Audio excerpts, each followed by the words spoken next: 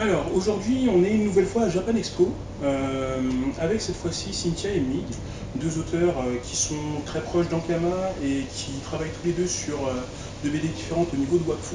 Est-ce que vous pourriez vous présenter déjà pour ceux qui ne vous connaissent pas. Bon, moi je m'appelle Cynthia du coup et Wakfu tome 5, c'est le premier projet de bande dessinée, enfin de manga en tout cas sur lequel j'ai travaillé. Je travaille en Ankama depuis octobre et j'ai mis 6 mois à faire le premier tome et ça a été très enrichissant. Et il est sorti hier, donc le vendredi 5 juillet, et j'espère en tout cas que ça va plaire à la communauté de Wakfu qui attendait ce tome depuis très longtemps, parce que la série avait été mise en pause pendant 3 ans. Donc voilà, j'espère que mon illustration, mon dessin sera à la hauteur des attentes des fans. Alors moi c'est Mig, donc je suis auteur. J'ai travaillé chez Ankama pendant 10 ans et demi à peu près, donc sur le dessin animé. J'ai fait des bandes dessinées donc au Grest sur l'univers de Fous, chaque chacun sur l'univers Wakfu. J'ai travaillé un petit peu sur le début du manga aussi Wakfu, donc sur le découpage, sur les couvertures, des fois la mise en couleur. J'ai beaucoup travaillé dans plusieurs secteurs en fait, dans Kama, la presse aussi. Donc voilà.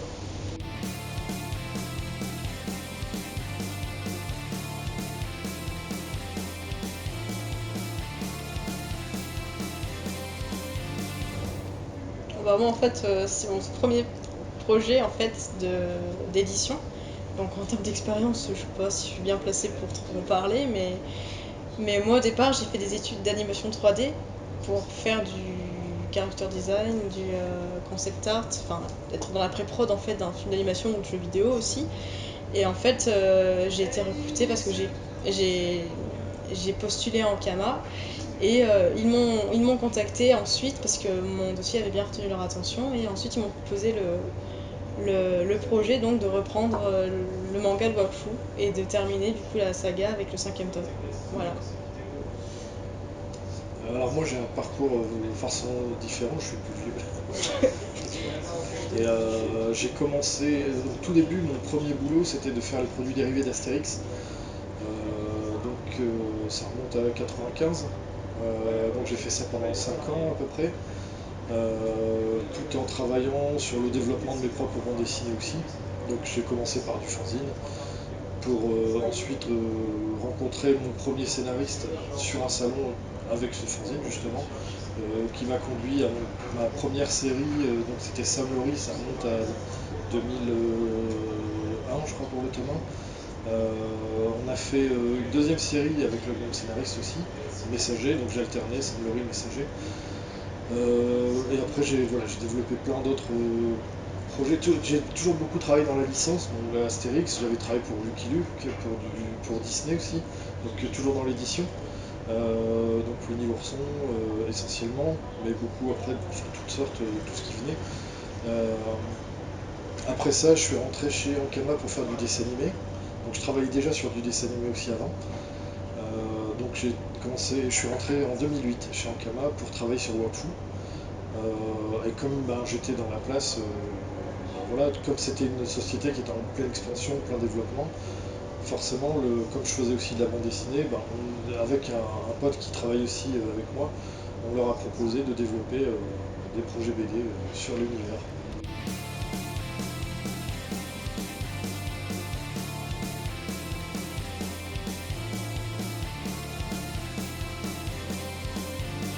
C'est compliqué. Ouais, ça dépend. C'est Moi en tout cas en pleine production du tome, du coup c'était j'arrivais à tourner à 2 pages par jour par exemple, trame comprise, ancrage et tout ça. Et du coup ça me faisait faire un chapitre de 35 pages par mois, avec le storyboard, enfin tout compris vraiment. Et ensuite, du coup, j'ai mis 5 mois pour faire 5 chapitres du tome. Et le dernier mois, en gros, ça a été consacré pour la couverture, les illustrations annexes, tout ça. Et du coup, je me découpais un petit peu justement mon travail comme ça, en essayant d'être régulière et de rester sur justement ce chapitre par mois. Ça me permettait de bien réguler mon travail et je trouve que j'ai bien réussi. Donc si je peux rester sur ce rythme-là, c'est bien. Moi j'ai plus de mal à réguler. Ah C'est bizarre. Mais ouais, déjà je fais beaucoup de choses en même temps. Bon, là j'ai tendance un peu à me calmer maintenant. C'est ça que je faisais beaucoup de choses aussi. Alors comme je fais le scénario aussi en plus, donc c'est vrai que j'aime bien construire vraiment le scénario entièrement. Donc là pour Ogrest, avant vraiment même de me lancer sur le manga, j'avais fait toute la trame principale des 5 tomes. Et même si bon, il y a forcément des choses qui bougent, parce qu'en développant, on se dit mince, ben là c'est pas possible et tout, mais toute ma trame je l'ai en fait. Donc après dans le développement, c'est vrai que des fois il y a des choses qui paraissent toutes simples à développer et toutes les intrigues qui se sont recoupées, ben, forcément c'est compliqué. Mais en fait, il faut que j'atteigne une espèce de vitesse de croisière.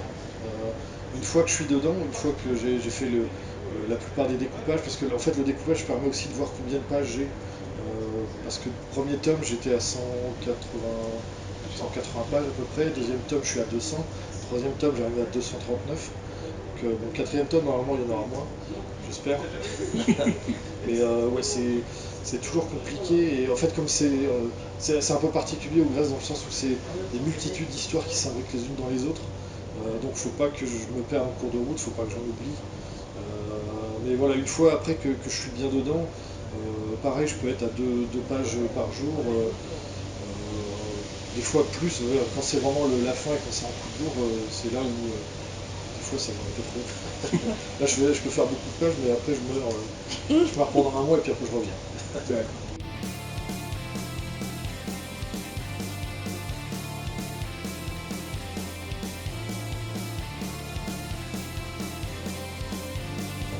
Pas grand chose pour moi parce que quand Wakfu est sorti, j'étais au collège et en fait ça m'a accompagnée pendant toutes ces années pour apprendre à m'améliorer en fait au niveau du dessin.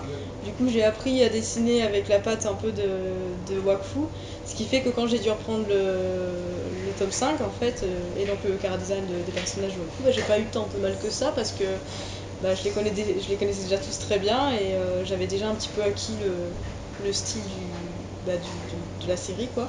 Même si, en fait, dans le top 5, on voit que c'est plutôt un mix entre ce que je fais moi, personnellement, et le style de Ankama. Mais j'ai pas eu trop de mal à assimiler l'univers, je pense. Ben, moi ouais, c'est un peu pareil aussi, comme je suis habitué à travailler sur de la licence. En fait c'est vrai que, enfin, après tout dépend des licences aussi. Par exemple pour Astérix, j'avais plus de contraintes bizarrement que pour Wakfu ou pour même Winnie l'ourson. Alors qu'on pourrait s'attendre à quelque chose de plus, de se dire bah, ça va, c'est un truc français, mais souvent ouais, c'est beaucoup plus contraignant parce que c'est pas déborder des cadres en fait. Mais moi en plus, quand je suis arrivé, c'était donc, enfin, l'univers d'Ankama était quand même développé, mais j'ai pu aussi participer beaucoup à la construction de cet univers. Mais en même temps, voilà, c'est un univers en fait, qui se développe justement avec l'apport de tous les autres autrices et auteurs qui peuvent venir. Donc que ce soit aussi bien sur la bande dessinée, le manga, le dessin animé, toutes les créations qui peuvent y avoir.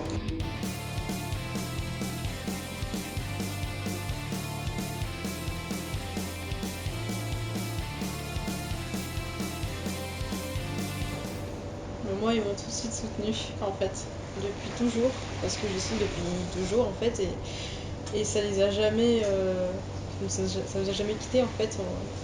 Peu importe ce que j'entreprenais en termes de dessin ou quoi, ils étaient toujours très enthousiastes. Ils étaient toujours super contents quand je participais au concours de la BD scolaire, quand j'étais petite. Et puis après, quand j'ai voulu rentrer dans une école de 3D, justement, même si financièrement c'est difficile, on a chacun donné un petit peu de nous et ils étaient toujours là pour me soutenir. Et là, du coup, maintenant qu'ils savent que j'ai sorti un tome de Wakfu, que depuis toute gamine je leur dis je veux bosser en Kama et que voilà, je suis à la Japan Expo en train de dédicacer, ben, ils sont tout aussi heureux que moi en fait. Donc j'ai de la chance, je le considère vraiment que j'ai de la chance d'avoir des parents qui m'ont toujours soutenu dans cette voie et je veux les rendre fiers. Ben moi c'est pareil, mais ma famille m'avait quand même soutenu. Donc moi je viens d'une autre époque quand même aussi où il y avait quand même beaucoup moins d'écoles de dessin. Euh, L'école que j'ai faite, moi c'est les SAT à Roubaix. Donc quand je l'ai faite, c'est vrai que c'est toujours un petit peu enfin, pour les parents c'est un peu un risque. Il y a l'entourage qui va dire attention, est-ce que tu le mets et tout. Alors il y a les parents, les chouettes parents donc à la sortie des écoles qui disaient bah ouais, de toute façon s'il ne sait rien faire d'autre, autant qu'il fasse du dessin. à l'époque j'étais trop petit pour répondre à cette dame et j'avais envie de lui dire bien des mots. Parce qu'en fait, c'est vrai qu'il y a un peu l'espèce de cliché comme ça de dire bah, les auteurs ou les dessinateurs, bah, ils savent rien faire d'autre, donc il faut aller dans le milieu artistique. Sauf qu'au fait, bah, non, pas du tout. Il y en a plein qui peuvent être attirés pour plein de choses. J'en connais qui ont fait des études de comptabilité, de choses comme ça, qui sont venus à la BD après pour autre chose, mais même pour les maths. Moi, j'étais doué en maths, je pouvais me diriger vers autre chose, mais j'étais vraiment passionné par le dessin. Donc c'est vrai que c'est une époque où il y a eu quand même énormément d'écoles qui se sont développées après, donc tant mieux quoi, pour apporter quelque chose d'un peu nouveau, mais c'est vrai que c'était un petit peu le côté obscur, c'est un peu comme avec les tatouages. Avant quand on était tatoueur c'était forcément dans le fin fond d'une ruelle, maintenant c'est vrai qu'on en voit quand même un peu plus. Donc en plus ouais, l'école où j'étais, je me rappelle qu'un de mes oncles il avait dit à mes parents, vite, il faut que tu le sortes, c'est une secte. Donc génial, mais ça va, il ne m'est pas sorti du coup. Mais ouais, c'est toujours. Après, il y a toujours ce doute comme c'est un métier artistique, c'est vrai que de savoir vers quoi on se dirige, quoi, c'est compliqué. Alors, je sais que maintenant, il y a les écoles justement, alors, il y a des écoles vraiment très spécialisées maintenant vers le manga. Euh, je sais pas trop vers quoi en penser. C'est tellement neuf en fait que pour l'instant, il n'y a pas de recul, j'ai l'impression. Moi j'aurais tendance à dire, parce que je fais jury aux Beaux-Arts, à l'Académie des Beaux-Arts de Tournai, donc une fois ou deux par an, je vais faire le jury en fait pour noter les élèves qui sont là-bas. Donc ça me permet de voir un petit peu comment ils développent. Mais il y en a qui vont dessiner manga, d'autres qui vont dessiner dans un style beaucoup plus indépendant, d'autres beaucoup plus traditionnel. Le but c'est vraiment de voir comment ils racontent les histoires et voilà. Après, ils ont plein de cours justement pour faire du dessin, pour essayer de développer des choses. À l'ESSAD, pareil, je faisais du dessin, du dessin animé. Je pense que c'est important aussi d'avoir des écoles qui apprennent à faire le plus possible de choses, pas d'être dans un seul domaine parce que c'est compliqué, et encore plus à l'heure actuelle où je fais partie aussi de la Ligue des auteurs pro, où on essaye de faire évoluer ce statut d'auteur, et on se prend des retours de bâton de gros éditeurs des fois qui sortent de la merde quoi, en fait. Des fois c'est. Là encore dernièrement, alors je le citerai pas le gars, mais enfin, c'est toujours marrant de voir des millionnaires qui ont de l'argent planqué dans les îles Panama et qui se permettent de faire des réflexions sur les auteurs, de savoir est-ce qu'ils seraient payés en dédicace ou pas, ou des choses comme ça quoi. Donc c'est un peu. Oui. Que ce soit sur la terrasse.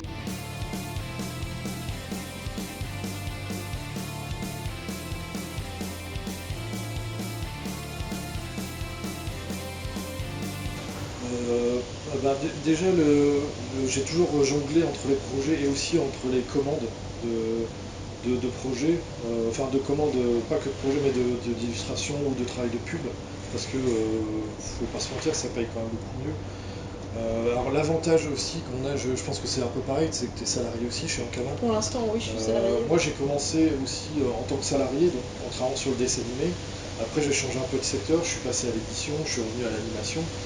J'ai continué de la BD. Alors c'est une énorme chance de pouvoir être salarié et faire de la BD, parce que forcément au niveau du statut c'est quand même vachement cool quoi, parce que des fois ça arrive des fois d'avoir des moments où on stagne un peu, on n'avance pas sur les planches et il y a quand même le salaire qui arrive. Donc après on compense par d'autres choses, par des aides justement sur d'autres projets, des trucs comme ça pour dire bon, ben voilà, de justifier aussi la paye, ce qui est normal, mais c'est vrai que ça apporte un plus quand même. Alors j'ai fait plusieurs années avant en tant qu'indépendant intégral. Ouais, c'est compliqué quoi. Alors maintenant je suis revenu à ça. Bah, donc j'avance sur Ogrest, je suis en train de développer des nouveaux projets, mais j'avoue que dès qu'il y a des opportunités justement pour faire des boulots de pub ou des illustrations mieux payées, bon bah voilà. Après c'est aussi une réalité du marché, c'est que on aimerait bien tous en fait être mieux payés je pense, mais le problème c'est qu'on a un souci, c'est que le nombre de lectorats a tendance à stagner, voire même à diminuer, je crois un peu cette année. Il y a de plus en plus de sorties. On arrive, l'année dernière on était à 5000 et quelques sorties, alors qu'il y a 10-15 ans on était peut-être à 700. Forcément tout a explosé, c'est difficile de trouver sa place. Et donc, moi, c'est un truc que je dis à tous les autrices et auteurs quand ils font un truc, c'est tant mieux de faire de la BD et tout, de faire ses projets, de mettre ses tripes, mais surtout aussi de penser à se mettre aussi en sécurité au niveau économique, quoi, parce que c'est quand même très très difficile.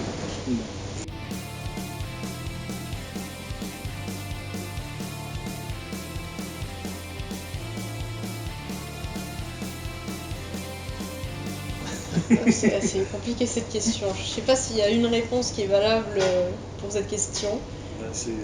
Mais un bon auteur, déjà, je trouve que c'est quelqu'un qui arrive à déjà garder les lecteurs en haleine, que ce soit déjà le niveau du scénario, c'est très important, mais après le dessin, ça peut être considéré comme secondaire, mais le scénario, c'est quand même le point le plus important, je trouve, pour une œuvre.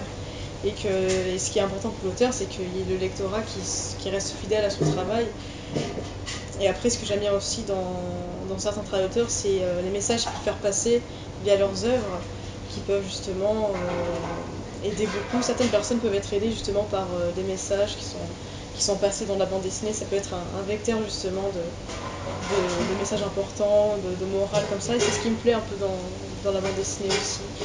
C'est ludique, mais ça nous apprend beaucoup de choses. Et que ce soit de la BD ou du manga, peu importe. Moi, c'est surtout ça, je trouve, qui est bien. Alors moi, mais elle est difficile cette question, je sais pas trop comment en plus, le dire. Je pense d'un auteur à l'autre, il va y avoir plein de réponses. Justement, c'est le but, c'est de montrer... j'ai toujours l'impression en fait, le problème, c'est que quand on fait des albums, donc les premiers, souvent, ils arrivent rapidement. Quand on fait les suivants, des fois, on est là, quand on voit la quantité de travail qu'on a réussi à faire sur les autres, on se dit est-ce que j'arriverai à faire la même chose, enfin, à recommencer. On a vraiment toujours l'impression, il y en a un qui avait employé cette image d'être comme si en fait il voyait, il y avait, je crois que c'était un romancier qui avait fait 10 romans et qui se retrouvait mais comme s'il était au pied de l'Everest et qui dit mais comment j'ai fait pour monter jusque là il y a des moments ça va couler de source et puis il y a d'autres moments c'est une torture quoi. Après un bon auteur je pense que c'est quelqu'un qui arrive à... Après c'est compliqué parce que dans tous les auteurs que je suis, il y en a qui sont que je juge excellents mais qui vont faire des albums tous les je sais pas combien parce qu'ils sont en torture, d'autres pour qui ça va couler de source parce qu'ils arrivent en fait à tout de suite avoir l'idée de ce qu'ils veulent développer, les messages comme tu disais qu'ils veulent faire passer, puis qui ont une fluidité narrative qui coule comme ça, en fait ils écrivent facilement, je les hais, je les hais ce genre de personnes, ça m'énerve, mais ouais non après, je pense que ça dépend des moments, ça dépend des types de choses. Après, ça serait marrant de poser la question aux éditeurs aussi. Je pense qu'ils ont une vision particulière de ce truc-là. Mais ouais, c'est compliqué d'être auteur. On a toujours un peu l'impression de. C'est un peu une lutte interne.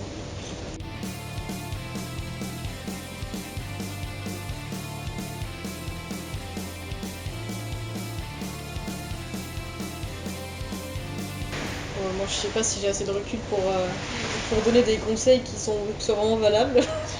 Je sais pas, je pense que tu es plutôt mieux placé pour ça.